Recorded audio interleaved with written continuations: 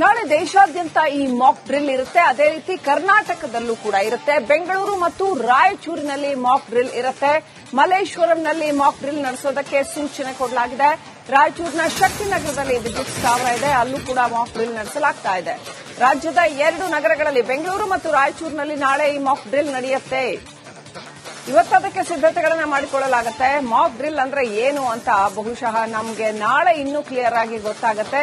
ಒಂದು ವೇಳೆ ಯುದ್ಧ ಸಂಭವಿಸಿದ್ರೆ ಅದಕ್ಕೆ ಬೇಕಾದಂತಹ ಪ್ರಿಪೇರ್ಡ್ನೆಸ್ ಏನು, ಅದನ್ನ ಎದುರಿಸುವ ಬಗೆ ಹೇಗೆ, ಅದಕ್ಕೆ ಬೇಕಾಗಿರುವಂತಹ ಸಾರ್ವಜನಿಕ ಸಿದ್ಧತೆ ಏನು, ಇವೆಲ್ಲವೂ ಕೂಡ ಮಾಕ್ ಡ್ರಿಲ್ ವಿಚಾರದಲ್ಲಿ ಬರುತ್ತೆ.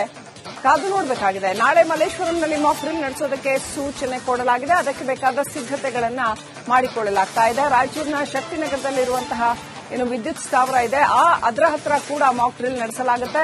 ಅಲ್ಲೂ ಕೂಡ ಜನರಿಗೆ ತರಬೇತಿಯನ್ನ ಕೊಡಲಾಗ್ತಾ ಇದೆ. ಯುದ್ಧ ಸಂಭವಿಸಿದರೆ ಏನು ಮಾಡಬೇಕು ಅನ್ನುವಂತಹ ಒಂದು ಮಾಕ್ ಡ್ರಿಲ್, ಹೇಗೆ ನಾವು ಬಚಾವ್ ಆಗೋದು ಹೇಗೆ. ಜಮ್ಮು ಕಾಶ್ಮೀರದಲ್ಲಿ ಇದು ಒಂದು ರೀತಿಯಲ್ಲಿ ಬಹಳ ರೆಗ್ಯುಲರ್ ಆಗಿ ಆಗ್ತಾ ಇರುವಂತಹ ಆಕ್ಟಿವಿಟಿ ಆಗ್ಬಿಟ್ಟಿದೆ.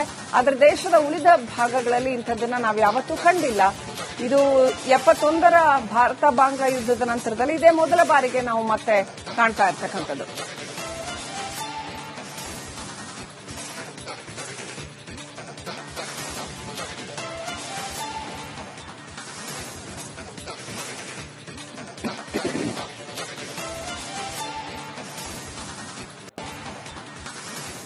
ನಾಳೆ ದೇಶಾದ್ಯಂತ ಈ ಮಾಕ್ ಡ್ರಿಲ್ ಇರುತ್ತೆ. ಅದೇ ರೀತಿ ಕರ್ನಾಟಕದಲ್ಲೂ ಕೂಡ ಇರುತ್ತೆ. ಬೆಂಗಳೂರು ಮತ್ತು ರಾಯಚೂರಿನಲ್ಲಿ ಮಾಕ್ ಡ್ರಿಲ್ ಇರುತ್ತೆ. ಮಲ್ಲೇಶ್ವರಂನಲ್ಲಿ ಮಾಕ್ ಡ್ರಿಲ್ ನಡೆಸೋದಕ್ಕೆ ಸೂಚನೆ ಕೊಡಲಾಗಿದೆ. ರಾಯಚೂರಿನ ಶಕ್ತಿನಗರದಲ್ಲಿ ವಿದ್ಯುತ್ ಸ್ಥಾವರ ಇದೆ, ಅಲ್ಲೂ ಕೂಡ ಮಾಕ್ ಡ್ರಿಲ್ ನಡೆಸಲಾಗ್ತಾ ಇದೆ. ರಾಜ್ಯದ 2 ನಗರಗಳಲ್ಲಿ ಬೆಂಗಳೂರು ಮತ್ತು ರಾಯಚೂರಿನಲ್ಲಿ ನಾಳೆ ಈ ಮಾಕ್ ಡ್ರಿಲ್ ನಡೆಯುತ್ತೆ. ಇವತ್ತದಕ್ಕೆ ಸಿದ್ಧತೆಗಳನ್ನ ಮಾಡಿಕೊಳ್ಳಲಾಗುತ್ತೆ. ಮಾಕ್ ಡ್ರಿಲ್ ಅಂದ್ರೆ ಏನು ಅಂತ ಬಹುಶಃ ನಮಗೆ ನಾಳೆ ಇನ್ನೂ ಕ್ಲಿಯರ್ ಆಗಿ ಗೊತ್ತಾಗುತ್ತೆ. ಒಂದು ವೇಳೆ ಯುದ್ಧ ಸಂಭವಿಸಿದ್ರೆ ಅದಕ್ಕೆ ಬೇಕಾದಂತಹ ಪ್ರಿಪೇರ್ಡ್ನೆಸ್ ಏನು, ಅದನ್ನ ಎದುರಿಸುವ ಬಗೆ ಹೇಗೆ, ಅದಕ್ಕೆ ಬೇಕಾಗಿರುವಂತಹ ಸಾರ್ವಜನಿಕ ಸಿದ್ಧತೆ ಏನು, ಇವೆಲ್ಲವೂ ಕೂಡ ಮಾಕ್ ಡ್ರಿಲ್ ವಿಚಾರದಲ್ಲಿ ಬರುತ್ತೆ. ಕಾದು ನೋಡಬೇಕಾಗಿದೆ. ನಾಳೆ ಮಲ್ಲೇಶ್ವರಂನಲ್ಲಿ ಮಾಕ್ ಡ್ರಿಲ್ ನಡೆಸೋದಕ್ಕೆ ಸೂಚನೆ ಕೊಡಲಾಗಿದೆ. ಅದಕ್ಕೆ ಬೇಕಾದ ಸಿದ್ಧತೆಗಳನ್ನ ಮಾಡಿಕೊಳ್ಳಲಾಗ್ತಾ ಇದೆ. ರಾಯಚೂರಿನ ಶಕ್ತಿನಗರದಲ್ಲಿರುವಂತಹ ಏನು ವಿದ್ಯುತ್ ಸ್ಥಾವರ ಇದೆ, ಅದರ ಹತ್ರ ಕೂಡ ಮಾಕ್ ಡ್ರಿಲ್ ನಡೆಸಲಾಗುತ್ತೆ. ಅಲ್ಲೂ ಕೂಡ ಜನರಿಗೆ ತರಬೇತಿಯನ್ನ ಕೊಡಲಾಗ್ತಾ ಇದೆ. ಯುದ್ಧ ಸಂಭವಿಸಿದರೆ ಏನು ಮಾಡಬೇಕು ಅನ್ನುವಂತಹ ಒಂದು ಮಾಕ್ ಡ್ರಿಲ್, ಹೇಗೆ ನಾವು ಬಚಾವ್ ಆಗೋದು ಹೇಗೆ. ಜಮ್ಮು ಕಾಶ್ಮೀರದಲ್ಲಿ ಇದು ಒಂದು ರೀತಿಯಲ್ಲಿ ಬಹಳ ರೆಗ್ಯುಲರ್ ಆಗಿ ಆಗ್ತಾ ಇರುವಂತಹ ಆಕ್ಟಿವಿಟಿ ಆಗ್ಬಿಟ್ಟಿದೆ. ಆದರೆ ದೇಶದ ಉಳಿದ ಭಾಗಗಳಲ್ಲಿ ಇಂಥದ್ದನ್ನ ನಾವು ಯಾವತ್ತೂ ಕಂಡಿಲ್ಲ. ಇದು 71ರ ಭಾರತ ಬಾಂಗ್ಲಾ ಯುದ್ಧದ ನಂತರದಲ್ಲಿ ಇದೇ ಮೊದಲ ಬಾರಿಗೆ ನಾವು ಮತ್ತೆ ಕಾಣ್ತಾ ಇರ್ತಕ್ಕಂಥದ್ದು.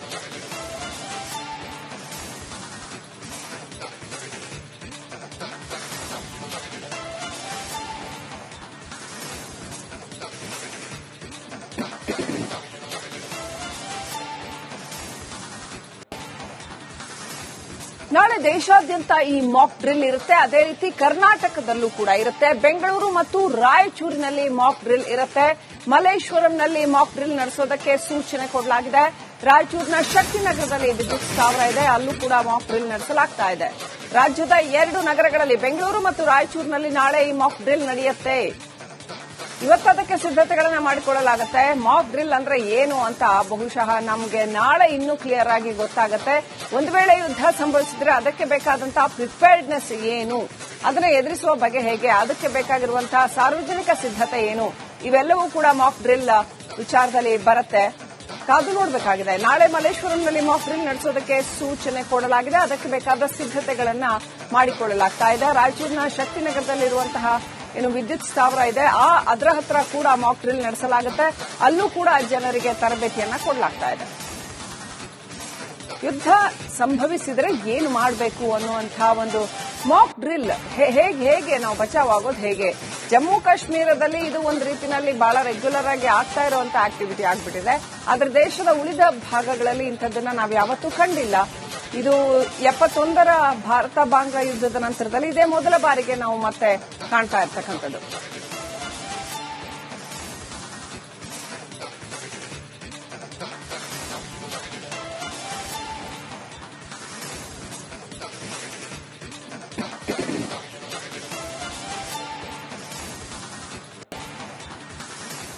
ನಾಳೆ ದೇಶಾದ್ಯಂತ ಈ ಮಾಕ್ ಡ್ರಿಲ್ ಇರುತ್ತೆ. ಅದೇ ರೀತಿ ಕರ್ನಾಟಕದಲ್ಲೂ ಕೂಡ ಇರುತ್ತೆ. ಬೆಂಗಳೂರು ಮತ್ತು ರಾಯಚೂರಿನಲ್ಲಿ ಮಾಕ್ ಡ್ರಿಲ್ ಇರುತ್ತೆ.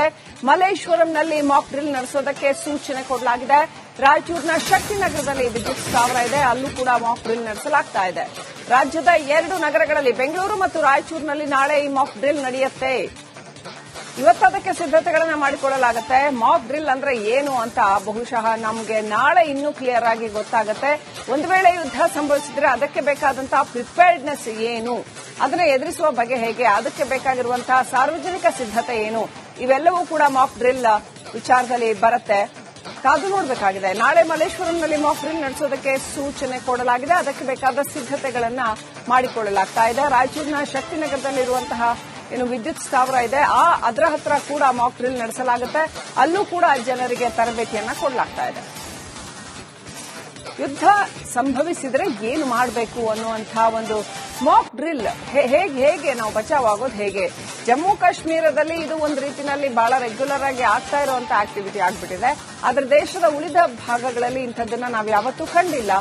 ಇದು 71ರ ಭಾರತ ಬಾಂಗ್ಲಾ ಯುದ್ಧದ ನಂತರದಲ್ಲಿ ಇದೇ ಮೊದಲ ಬಾರಿಗೆ ನಾವು ಮತ್ತೆ ಕಾಣ್ತಾ ಇರ್ತಕ್ಕಂಥದ್ದು.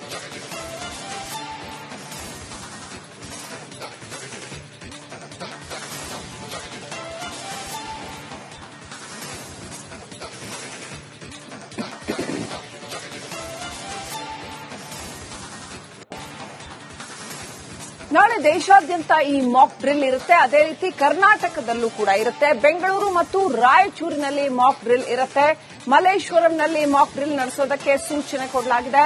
ರಾಯಚೂರಿನ ಶಕ್ತಿನಗರದಲ್ಲಿ ವಿದ್ಯುತ್ ಸ್ಥಾವರ ಇದೆ, ಅಲ್ಲೂ ಕೂಡ ಮಾಕ್ ಡ್ರಿಲ್ ನಡೆಸಲಾಗ್ತಾ ಇದೆ. ರಾಜ್ಯದ 2 ನಗರಗಳಲ್ಲಿ ಬೆಂಗಳೂರು ಮತ್ತು ರಾಯಚೂರಿನಲ್ಲಿ ನಾಳೆ ಈ ಮಾಕ್ ಡ್ರಿಲ್ ನಡೆಯುತ್ತೆ. ಇವತ್ತು ಅದಕ್ಕೆ ಸಿದ್ಧತೆಗಳನ್ನ ಮಾಡಿಕೊಳ್ಳಲಾಗುತ್ತೆ. ಮಾಕ್ ಡ್ರಿಲ್ ಅಂದ್ರೆ ಏನು ಅಂತ ಬಹುಶಃ ನಮಗೆ ನಾಳೆ ಇನ್ನೂ ಕ್ಲಿಯರ್ ಆಗಿ ಗೊತ್ತಾಗುತ್ತೆ. ಒಂದು ವೇಳೆ ಯುದ್ಧ ಸಂಭವಿಸಿದ್ರೆ ಅದಕ್ಕೆ ಬೇಕಾದಂತಹ ಪ್ರಿಪೇರ್ಡ್ನೆಸ್ ಏನು, ಅದನ್ನ ಎದುರಿಸುವ ಬಗೆ ಹೇಗೆ, ಅದಕ್ಕೆ ಬೇಕಾಗಿರುವಂತಹ ಸಾರ್ವಜನಿಕ ಸಿದ್ಧತೆ ಏನು, ಇವೆಲ್ಲವೂ ಕೂಡ ಮಾಕ್ ಡ್ರಿಲ್ ವಿಚಾರದಲ್ಲಿ ಬರುತ್ತೆ. ಕಾದು ನೋಡಬೇಕಾಗಿದೆ. ನಾಳೆ ಮಲ್ಲೇಶ್ವರಂನಲ್ಲಿ ಮಾಕ್ ಡ್ರಿಲ್ ನಡೆಸೋದಕ್ಕೆ ಸೂಚನೆ ಕೊಡಲಾಗಿದೆ. ಅದಕ್ಕೆ ಬೇಕಾದ ಸಿದ್ಧತೆಗಳನ್ನ ಮಾಡಿಕೊಳ್ಳಲಾಗ್ತಾ ಇದೆ. ರಾಯಚೂರಿನ ಶಕ್ತಿನಗರದಲ್ಲಿರುವಂತಹ ಏನು ವಿದ್ಯುತ್ ಸ್ಥಾವರ ಇದೆ, ಅದರ ಹತ್ರ ಕೂಡ ಮಾಕ್ ಡ್ರಿಲ್ ನಡೆಸಲಾಗುತ್ತೆ. ಅಲ್ಲೂ ಕೂಡ ಜನರಿಗೆ ತರಬೇತಿಯನ್ನ ಕೊಡಲಾಗ್ತಾ ಇದೆ. ಯುದ್ಧ ಸಂಭವಿಸಿದ್ರೆ ಏನು ಮಾಡಬೇಕು ಅನ್ನುವಂತಹ ಒಂದು ಮಾಕ್ ಡ್ರಿಲ್, ಹೇಗೆ ನಾವು ಬಚಾವಾಗೋದು ಹೇಗೆ. ಜಮ್ಮು ಕಾಶ್ಮೀರದಲ್ಲಿ ಇದು ಒಂದು ರೀತಿಯಲ್ಲಿ ಬಹಳ ರೆಗ್ಯುಲರ್ ಆಗಿ ಆಗ್ತಾ ಇರುವಂತ ಆಕ್ಟಿವಿಟಿ ಆಗ್ಬಿಟ್ಟಿದೆ. ಆದ್ರೆ ದೇಶದ ಉಳಿದ ಭಾಗಗಳಲ್ಲಿ ಇಂಥದ್ದನ್ನ ನಾವು ಯಾವತ್ತೂ ಕಂಡಿಲ್ಲ. ಇದು 71ರ ಭಾರತ ಬಾಂಗ್ಲಾ ಯುದ್ಧದ ನಂತರದಲ್ಲಿ ಇದೇ ಮೊದಲ ಬಾರಿಗೆ ನಾವು ಮತ್ತೆ ಕಾಣ್ತಾ ಇರ್ತಕ್ಕಂಥದ್ದು.